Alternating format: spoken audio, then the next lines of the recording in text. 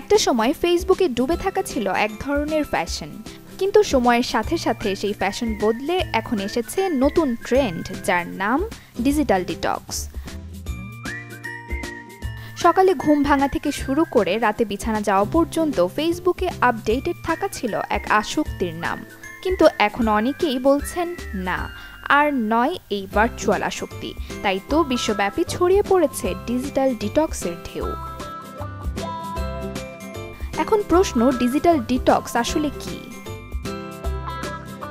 হঠাৎই দেখলেন প্রতিদিনের অ্যাক্টিভ বন্ধুটির উপস্থিতি নেই ফেসবুক বা অন্যান্য সামাজিক যোগাযোগ মাধ্যমগুলোতে, খুঁজে পাওয়া যাচ্ছে না তার ফেসবুক প্রোফাইল কিংবা সাড়া দিচ্ছে না মেসেজের।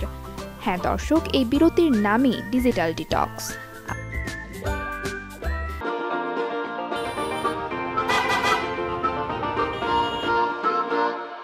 ফেসবুক বা অন্যান্য সামাজিক যোগাযোগ মাধ্যম আমাদের অনেকভাবে প্রভাবিত করে।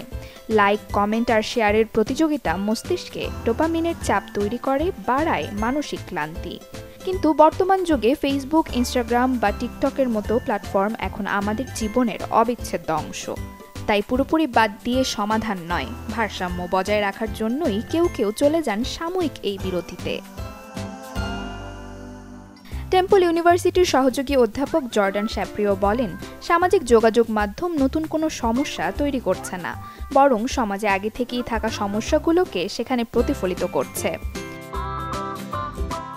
তাই ইনস্টাগ্রাম বা ফেসবুক বন্ধ করলেই হীনমন্যতা, মানসিক চাপ কিংবা প্রতিযোগিতা প্রবণতা চলে যাবে, এমনটা ভাবাও ভুল।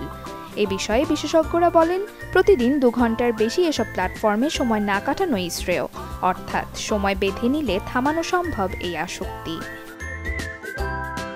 Desk report, channel 24।